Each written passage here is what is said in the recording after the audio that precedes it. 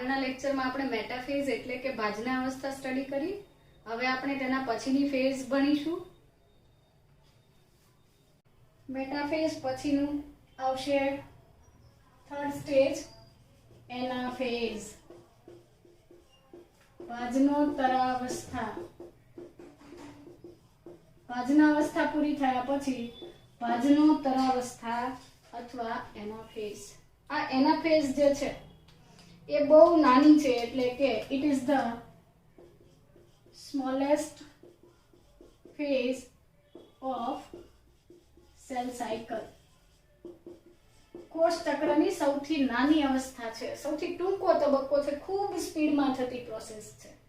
અને એનાફેઝના ડ્યુરેશનમાં થતી એક સૌથી અગત્યની ઘટના અથવા ફિનોમિનન formation of most important formation of interzonal fibers અથવા આ interzonal fibers કેવા હશે? small and contracting. સ્મોલ એટલે નાના અને કોન્ટ્રાક્ટિંગ એટલે સ્થિતિસ્થાપક, સંકોચન પામી શકે એવા. ફોર્મેશન ઓફ ઇન્ટરઝોનલ ફાઇબર્સ એટલે કે ઇન્ટરઝોનલ આંતર અવકાશ તંતુઓ, તેના બદલે ઇન્ટરઝોનલ ફાઇબર્સ જ રાખીએ, ગુજરાતી નથી કરતા આપણે તેને. આ નાના નાના તંતુઓ છે, સ્પિન્ડલ ફાઇબર જેવા જ છે, ટ્યુબ્યુલિનના જ છે અને સ્થિતિસ્થાપક છે. અને એ શું કામ કરે છે, એનું કન્ટ્રીબ્યુશન શું છે, આપણે હમણાં ડિસ્કસ કરીએ. જુઓ, ફરીથી આ ભાજનાવસ્થા દરમિયાન આપણે જે રંગસૂત્રો દોર્યા હતા, ક્રોમોઝોમ્સ ઇક્વાટોર પર આ રીતે ધ્રુવો તરફ ભુજાઓ ગોઠવાતી હતી અને વચ્ચેના ભાગે સેન્ટ્રોમિયર ગોઠવાતા હતા. મધ્ય ભાગે નાના કદના એટલે કે સ્મોલ સાઇઝના સ્મોલર ક્રોમોઝોમ્સ હતા અને લાર્જર ક્રોમોઝોમ્સ પેરિફેરલ ભાગે હતા, એટલે કે પરિઘના ભાગે. આ થઈ ગયા તેઓના સેન્ટ્રોમિયર્સ અને વિથ કાઇનેટોકોર્સ. હવે કાઇનેટોકોર્સ ધરાવતા જે રંગસૂત્રો છે તેની સાથે શું ગોઠવાશે? અરેન્જ થશે, અટેચ થશે સેન્ટ્રિયોલમાંથી નીકળતા ત્રાકતંતુઓ, સ્પિન્ડલ ફાઇબર્સ. અગેન આ નીચેના ભાગેથી આવતો નીચેનો સ્પિન્ડલ ફાઇબર. અને હજુ એક વધારાનો ડ્રો કરીએ તો કન્ટિન્યુઅસ ફાઇબર્સ તો છેક સુધી હશે. These are continuous fibres with black colour. Okay, આ અર્લી એનાફેઝ છે. અર્લી એનાફેઝમાં ફોર્મેશન ઓફ ઇન્ટરઝોનલ ફાઇબર્સ થશે. બટ એના પહેલા જેવું આ જગ્યાએ બધી જ જગ્યાએ ત્રાકતંતુઓ જોડાઈ ગયા એટલે અહીંયા એનાફેઝ પ્રમોટિંગ ફેક્ટર કામ કરી જશે. એનાફેઝને પ્રમોટ કરતું ફેક્ટર એટલે ઘટક. એનાફેઝ પ્રમોટિંગ ફેક્ટર શું કરે છે? ચેક કરે છે કે બધા રંગસૂત્રો જે છે એ ગોઠવાઈ ગયા છે. હા, ગોઠવાઈ ગયા છે એટલે એનાફેઝ પ્રમોટિંગ ફેક્ટર જે છે સેન્ટ્રિયોલને સિગ્નલ આપે છે કે બધા ક્રોમોઝોમ ગોઠવાઈ ગયા છે, હવે ગાડી ચાલુ કરો. એટલે કે હવે સેન્ટ્રિયોલ્સ જે છે એ કોન્ટ્રેક્શન કરે છે. આ જે તાતણાઓ છે, આ ત્રાકતંતુઓ અથવા સ્પિન્ડલ ફાઇબર્સ છે એ સામસામા ખેંચાય છે. અહીંયાનું જ એક્ઝામ્પલ લઈએ તો આ ક્રોમોઝોમ આ ઉપરનું સ્પિન્ડલ ફાઇબર જેટલા ફોર્સથી તેને ખેંચી રહ્યું છે, સામે નીચેનું પણ એટલા જ ફોર્સથી ખેંચે છે. સામસામા બંને એક સરખા બળ લગાવીને પેલા સેન્ટ્રોમિયરને ખેંચે છે. અને તેના કારણે આ સેન્ટ્રોમિયર જે છે એ સ્પ્લિટ થઈ જશે, એટલે કે સેન્ટ્રોમિયર તૂટી જાય છે.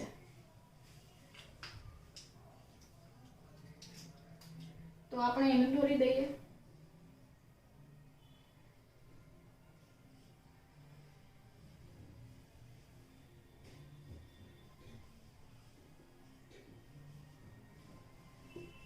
એવી જ રીતે આ બીજું એક રંગસૂત્રિકા ધરાવતો ટુકડો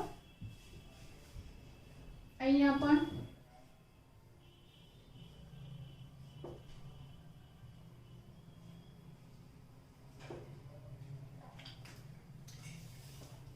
નાના કદના ક્રોમોઝોમ્સ પણ આ જ બાબતને અનુસરે છે.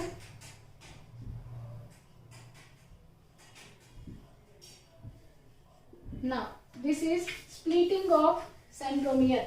સેન્ટ્રોમિયર જે હતું આ એક રંગસૂત્ર છે, આ બે ક્રોમેટિડ્સ છે અને આ સેન્ટ્રોમિયર. તો ઉપરથી જેટલું ખેંચાણ છે એટલું જ નીચેથી, તો પેલું સેન્ટ્રોમિયર જે છે લેન્થ વાઇઝ શું થાય છે, સ્પ્લિટ થાય છે, એટલે કે તૂટી જાય છે.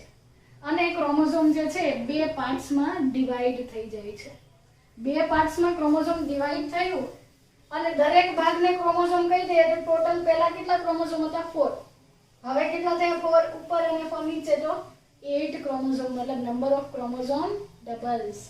રંગસૂત્રોની સંખ્યા જે છે એ કેવી થાય છે? ડબલ થાય છે. Number of chromosomes is doubled. Double થઈ ગઈ ક્રોમોઝોમ્સની સંખ્યા. પ્રશ્ન એ થશે કે આને ક્રોમોઝોમ કહેવાનું, એને રંગસૂત્રિકા નહીં કહેવાની. એને ક્રોમોઝોમ એટલે કે રંગસૂત્ર જ કહીશું. એનું રીઝન કે આપણે આગળ ભણી ચૂક્યા છીએ એસ તબક્કે, એસ ફેઝના ડ્યુરેશનમાં ડીએનએ મલ્ટીપ્લાય થતું હતું, ડબલ થતું હતું અને એક ક્રોમોઝોમ ભલે એક દેખાતું હતું બટ એની અંદર ડીએનએ કેટલું છે? 2 ક્રોમોઝોમ જેટલું હતું. એટલે કે આ 2 રંગસૂત્ર બનાવી શકે એટલું જીનેટિક મટીરિયલ હતું, જે એના ફેઝ પર શું થયું? ડિવાઈડ થઈ અને 2 ક્રોમોઝોમ જેટલું જીનેટિક મટીરિયલ હતું એ હવે કેવું થઈ ગયું? સિંગલ થઈ ગયું. તો નંબર ઓફ ક્રોમોઝોમ ડબલ થઈ ગયું. ઓકે, હવે આપણે ડ્રો કરીએ ઇન્ટરઝોનલ ફાઇબર્સ. એના પહેલા કન્ટિન્યુઅસ ફાઇબર ફરીથી પાછા તમને ડ્રો કરી દઉં. ઇન્ટરઝોનલ ફાઇબર્સ જે છે એ અહીંયા અરેન્જ થાય છે. આ જે જગ્યાએ સેન્ટ્રોમિયર હતું, આ સેન્ટ્રોમિયરના જે છૂટા પડેલા ભાગ છે એની વચ્ચે ગોઠવાય છે અને આ ઇન્ટરઝોનલ ફાઇબર્સ કેવા છે? સ્મોલ એન્ડ કોન્ટ્રાક્ટિંગ, એટલે કે એ સંકોચન અને શિથિલન બંને કરી શકે છે. નાઉ ધીઝ ઇન્ટરઝોનલ ફાઇબર્સ ગેટ એક્સપાન્ડેડ. એ શું થાય છે? એક્સપાન્ડ થાય છે, વિસ્તરે છે. એટલે એણે શું કર્યું? એણે કશું નથી કર્યું. આ ધારો કે ઇન્ટરઝોનલ ફાઇબર છે અને એ પોતાનું કદ વધારે છે તો શું થશે? હું તમને ઉદાહરણ આપું કે આ માર્કર છે એ મારી 2 હથેળી વચ્ચે છે અને આ માર્કર ધારો કે આટલી ડબલ થઈ ગઈ તો મારી 2 હથેળી વચ્ચેનું ડિસ્ટન્સ જે છે એ શું થઈ ગયું? વધી ગયું. સિમિલરલી અહીંયા પણ એવું જ થાય છે કે આ વિસ્તરણ પામે છે, એટલે કે એક્સપાન્ડ થાય છે. કોણ? ઇન્ટરઝોનલ ફાઇબર્સ. ઇન્ટરઝોનલ ફાઇબર્સ એના ફેઝમાં અપિયર થયા, દેખાવાનું ચાલુ થયું. એક કદમાં નાના છે, સંકોચન અને શિથિલન બંને કરી શકે છે. એ એક્સપાન્ડ થાય છે ક્યારે? જ્યારે સેન્ટ્રોમિયર લેન્થ વાઇઝ સ્પ્લિટ થઈ જાય ત્યારે. એટલે કે પહેલા લખી દઈએ સેન્ટ્રોમિયર સ્પ્લિટ્સ. સ્પ્લિટ થવું એટલે તૂટવું. સેન્ટ્રોમિયર જે છે એ લેન્થ વાઇઝ તૂટે છે, લંબાઈને અનુસરીને સ્પ્લિટ થાય છે, એટલે કે વચ્ચેથી 2 ફાંટા પડે છે અથવા તો છૂટું પડે છે, વિભાજિત થાય છે. અને ત્યાર પછી એ 2 સેન્ટ્રોમિયરની વચ્ચે આવેલું જે ઇન્ટરઝોનલ ફાઇબર હતું એ શું થયું? એક્સપાન્ડ થયું, જેના કારણે આ જે છૂટા પડેલા રંગસૂત્રિકાઓ અથવા રંગસૂત્રો હતા એ એકબીજાથી શું થાય છે? દૂર ખસે છે. It expands and pushes the chromosomes towards the pole. Towards the poles, opposite poles પર. એટલે આ જે છે એ એક્સપાન્ડ થાય છે, જેના કારણે આ ક્રોમોઝોમ સામસામેના પોલ્સ બાજુ માઇગ્રેટ થશે. બીજી તરફ બીજી એક ઇમ્પોર્ટન્ટ મિકેનિઝમ થશે કે આ જે ડિસકન્ટિન્યુઅસ ફાઇબર્સ હતા એ શું કરે છે? એ એક્સપાન્ડ નથી થતા, એ કોન્ટ્રેક્ટ થાય છે, એટલે કે સંકોચન પામે છે અને એ પણ પેલા રંગસૂત્રને ખેંચે છે. તો contraction of discontinuous, or we can say chromosomal spindle fiber. રંગસૂત્રીય દ્વિધ્રુવીય ત્રાક તંતુ હતો એ સંકોચન પામે છે અને એ પણ રંગસૂત્રોને પોલ્સ બાજુ ખેંચે છે. હવે આ પ્રોસેસ શું મફતમાં થશે? It is expensive. અને આ ડ્યુરેશનમાં એટીપી ના મોલેક્યુલ્સ યુઝ થાય છે. મેં તમને આગળ પણ કીધું હતું કે એક રંગસૂત્રને વિષુવવૃત્તથી ઉપર લઈ જવા એટલે કે ઉપર અથવા નીચેના ધ્રુવ સુધી લઈ જવા માટે કેટલા એટીપી ખર્ચાય? પર ક્રોમોઝોમ 30 એટીપી. આ રીતે રંગસૂત્રો જે છે એટલે કે ક્રોમોઝોમ્સ જે છે એ અપોઝિટ પોલ્સ સુધી પહોંચી જાય છે.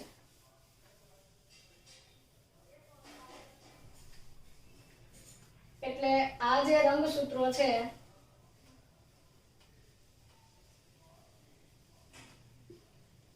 હવે આ સ્પિન્ડલ ફાઇબર્સ જે હતા તેઓનું શું થઈ ગયું? કોન્ટ્રેક્શન થઈ ગયું અને કોન્ટ્રેક્શનના લીધે ક્રોમોઝોમ્સ જે છે અપોઝિટ પોલ્સ પર જતા રહ્યા.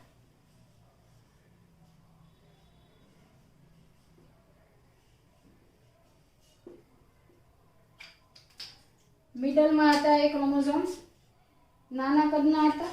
આપણે તેને રેડ કલરથી ડ્રો કર્યા હતા તો હું અહીંયા ફરીથી પાછો રેડ કલર યુઝ કરી લઈશ. ઓકે, આ રીતે ધીરે ધીરે જે રંગસૂત્રો છે એ વિષુવવૃત્તથી દૂર ખસી અને ધ્રુવ તરફ ગતિ કરે છે. અને આ જે કન્ટિન્યુઅસ સ્પિન્ડલ ફાઇબર્સ હતા એ કન્ટિન્યુઅસ જ રહી છે. વધારાનું શું આવ્યું? એક્સ્ટ્રા કઈ વસ્તુ આવી? કયા ફાઇબર્સ? ઇન્ટરઝોનલ ફાઇબર્સ. ઇન્ટરઝોનલ ફાઇબર્સ જે છે એ વચ્ચેથી એક્સપાન્ડ થતા ગયા અને ક્રોમોઝોમ્સ દૂર થયા. તો આના માટે એક ફ્રેઝ, એક શબ્દ છે પુલિંગ એન્ડ પુશિંગ. ખબર છે ને એટલે શું? પુલિંગ એટલે ખેંચવું અને પુશ કરવું એટલે ધક્કો મારવો. આ બેમાંથી પુલ કોણ કરે છે અને પુશ કોણ કરે છે? પુશ કરે છે આ વચ્ચે વાળો. પુશિંગ મિકેનિઝમ છે એ ઇન્ટરઝોનલ ફાઇબર્સ કરે છે અને પુલિંગ એટલે કે ખેંચવાની જે પ્રોસેસ છે એ કરે છે ક્રોમોઝોમલ સ્પિન્ડલ ફાઇબર્સ.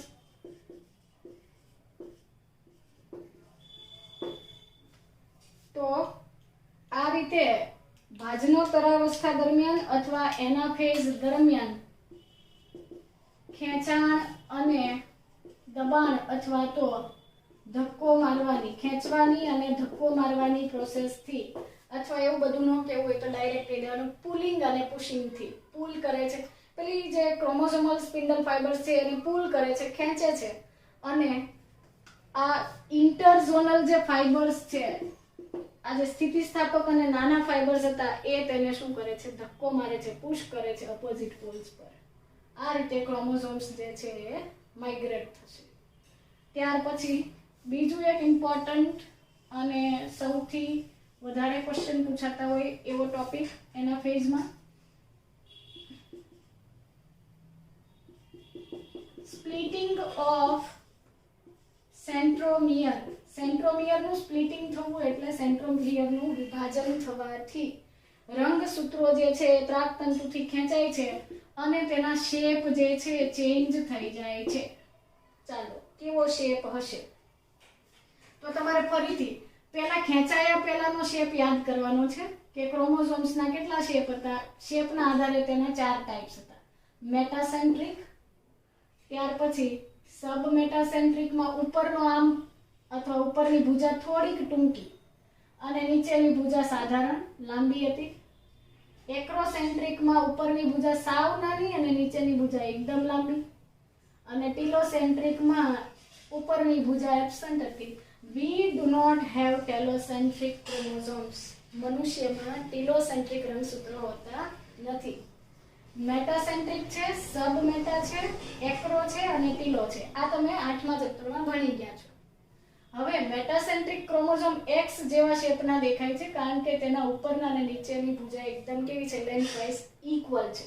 અહીંયાથી તમે તેને સ્પ્લિટ કરશો, તોડી નાખશો તો તેનો શેપ જે છે મેટાસેન્ટ્રિક ક્રોમોઝોમ્સ જે છે મેટાસેન્ટ્રિક ક્રોમોઝોમ V શેપના ABCD નો V આલ્ફાબેટ છે એવા દેખાશે. આને આપણે સ્પ્લિટ કરીએ તો સબ મેટાસેન્ટ્રિક જે છે સબ મેટાસેન્ટ્રિક ક્રોમોઝોમ્સ જે છે they will appear like this. Complete વી નથી, એક આમ લાંબો છે અને એક આમ ટૂંકો છે, તો એને સીધી રીતે લખું તો એલ શેપના, એલ તમને વધારે પ્રિય શબ્દ.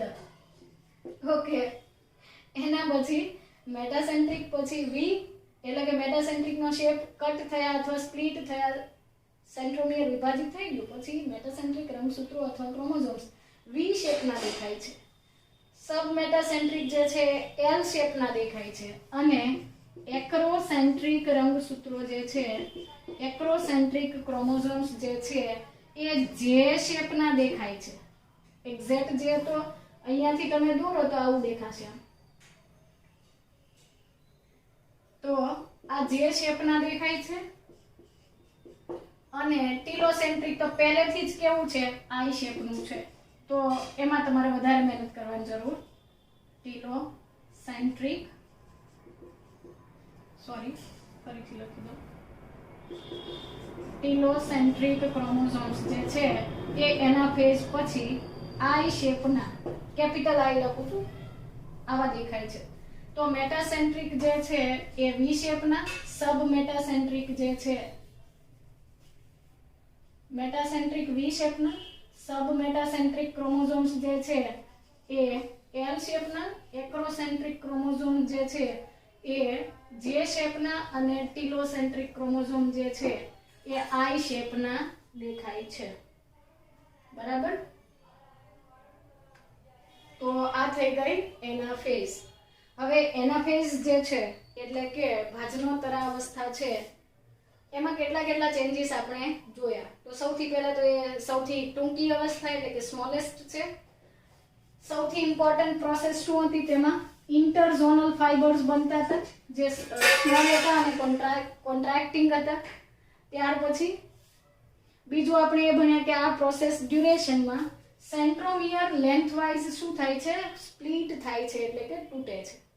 ત્યાર પછી આપણે એ પણ જોયું કે સેન્ટ્રોમિયર સ્પ્લિટ થવાથી ક્રોમોઝોમ્સ અથવા તો રંગસૂત્રની સંખ્યા ડબલ થઈ જાય છે, 4 હતા તો 8 થઈ જાય છે.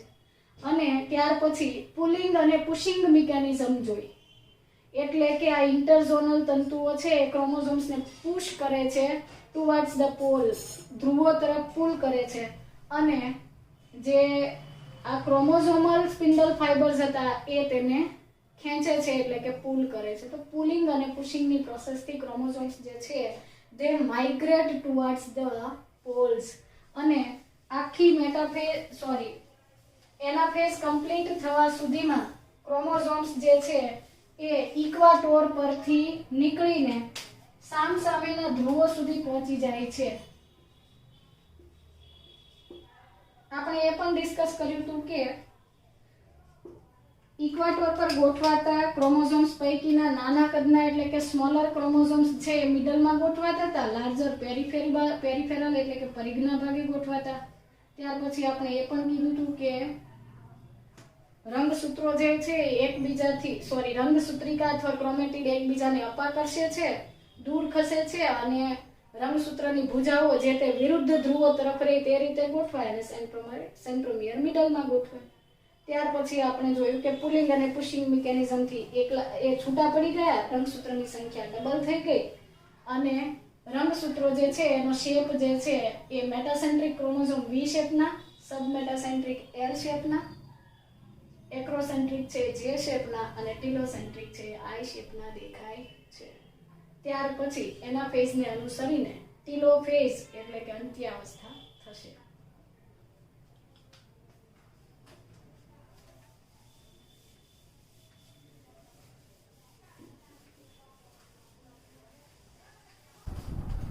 So now let us discuss last phase, that is telophase એટલે કે અંત્યાવસ્થા. telophase એટલે કે અંત્યાવસ્થા કેરિયોકાઇનેસિસ નું લાસ્ટ સ્ટેપ છે. telophase is also known as reverse phase of prophase. reverse phase of prophase મતલબ કે પ્રોફેઝ જે છે સ્ટાર્ટિંગમાં પૂર્વાવસ્થામાં જે પણ ચેન્જીસ થયા હતા સેલમાં એ બધા જ ચેન્જીસના અપોઝિટ ચેન્જીસ એનાથી વિરુદ્ધ તફાવતો અથવા ચેન્જીસ જે છે ટીલોફેઝમાં એટલે કે અંત્યાવસ્થા છે એ પૂર્વાવસ્થાની બેઠી કોપી છે પણ એનાથી વિરુદ્ધ છે. દાખલા તરીકે પહેલું એક્ઝામ્પલ લઈએ. પ્રોફેઝના ડ્યુરેશનમાં ન્યુક્લિયર એન્વેલપ અથવા ન્યુક્લિયર મેમ્બ્રેન જે છે કોષકેન્દ્ર પટલ ડિસઅપિયર થતું હતું. અહીંયા ન્યુક્લિયર મેમ્બ્રેન રીઅસેમ્બલ્સ, ફરીથી જોડાવું, અસેમ્બલ એટલે જોડાવું, રીઅસેમ્બલ્સ એન્ડ રીઅપિયર્સ ડ્યુરિંગ ધ ટીલોફેઝ. એટલે આ એક સેલ છે અને તેમાં સામસામેના પોલ્સ પર એટલે કે સામસામેના ધ્રુવો પર ક્રોમોઝોમ્સ જે આવી ગયા છે તો તેની સરાઉન્ડિંગમાં એટલે કે આ રંગસૂત્રોની ફરતે હવે ફરીથી ન્યુક્લિયર મેમ્બ્રેન અથવા તો કોષકેન્દ્ર પટલ દેખાવાની શરૂઆત થાય છે. સો ન્યુક્લિયર મેમ્બ્રેન રીઅસેમ્બલ થવું એટલે ફરીથી જોડાય છે, ઇન્ટિગ્રેટ થાય છે અને ફરીથી આપણને દેખાય છે. લેટ પ્રોફેઝમાં ન્યુક્લિયોલસ જે છે, અર્લી પ્રોફેઝમાં ન્યુક્લિયોલસ ડિસઅપિયર થવાનું સ્ટાર્ટ થાય અને લેટ પ્રોફેઝમાં કમ્પ્લીટલી ન્યુક્લિયોલસ એટલે કે કોષકેન્દ્રિકા જે છે એ દેખાતી બંધ થઈ જાય. ન્યુક્લિયોલસ એટલે કે કોષકેન્દ્રિકા જે છે એ અદ્રશ્ય થઈ જતી હતી, અહીંયા ફરીથી કોષકેન્દ્રિકા આવશે. તમે આગળના ચેપ્ટરમાં એ સ્ટડી કર્યું છે કે આ ન્યુક્લિયોલસ કોણ બનાવે છે? એક્રોસેન્ટ્રિક ક્રોમોઝોમ્સ અથવા જે સેટ ક્રોમોઝોમ્સ હતા કે જેના પર ન્યુક્લિયોલર ઓર્ગેનાઇઝર રિજિયન નોર નામનું ફેક્ટર હતું, એ ક્રોમોઝોમ્સ પરથી કોષકેન્દ્રિકા બની ગઈ છે. તો ફરીથી અહીંયા નોટ ડાઉન કરીએ કે ન્યુક્લિયર મેમ્બ્રેન ફરીથી આવી ગયું, ન્યુક્લિયોલસ એટલે કે કોષકેન્દ્રિકા પણ કોષકેન્દ્રિકા ફરીથી દેખાવા માંડે છે એટલે કે રીઅપિયર્સ. ત્યાર પછી સ્ટાર્ટિંગમાં બધી ઓર્ગેનલ્સ છે ડિસઅપિયર થતી હતી. કઈ કઈ ઓર્ગેનલ્સ ડિસઅપિયર થતી હતી? Endoplasmic reticulum, Golgi body or Golgi complex and other membrane bound organelles. Other membrane bound organelles reappear મતલબ કે આ બધી જ અંગિકાઓના મેમ્બ્રેન જે છે, પટલ જે છે ફરીથી ઇન્ટિગ્રેટ થાય છે અને દેખાય છે. પણ આપણે જે માઇક્રોસ્કોપ યુઝ કરીએ છીએ તેમાં આ બધું દેખાતું નથી. ઇલેક્ટ્રોન માઇક્રોસ્કોપમાં આ આપણે ચેન્જીસ જોઈ શકીએ. લેટ પ્રોફેઝમાં સેન્ટ્રિયોલમાંથી એસ્ટર રેઝ અને સ્પિન્ડલ ફાઇબર્સ બનતા હતા. Spindle fibres were produced during prophase, but અહીંયા સ્પિન્ડલ ફાઇબર્સ શું થશે? ડિસઅપિયર થશે. એટલે કે કોષ કેન્દ્રની નજીકમાં જે ત્રાક તંતુઓ બનતા હતા એ દેખાતા નથી. મતલબ જેવી તમને પ્રોફેઝ આવડે એટલે ટીલોફેઝ આવડે. પ્રોફેઝમાં જે પણ ચેન્જીસ થતા હતા અહીંયા તેના અપોઝિટ થશે. મેઇન ક્રાઇટેરિયન જે છે, સૌથી ઇમ્પોર્ટન્ટ ટોપિક જે છે તે chromosomes lose their individuality. Chromosomes lose their individuality મતલબ કે રંગસૂત્રો પોતાનો સ્વતંત્ર જે અસ્તિત્વ છે ગુમાવે છે. મતલબ ક્રોમોઝોમ્સ ફરીથી પાછા વિસ્તરેલી સ્થિતિમાં એટલે કે એકદમ ડીકન્ડેન્સ થાય છે. Chromosomes start ડીકન્ડેન્સેશન and again the cell will pass towards the interkinesis. ફરીથી કોષ જે છે એમાં રંગસૂત્રો પોતાનો આકાર ગુમાવે છે અને જેને આપણે ક્રોમેટિન મટીરિયલ અથવા રંગસૂત્ર દ્રવ્ય કહીએ છીએ તેમાં કન્વર્ટ થઈ જાય છે અને ફરીથી પાછું તે ઇન્ટરફેઝ એટલે કે આંતરાવસ્થામાં જવા માટે તૈયાર થાય છે.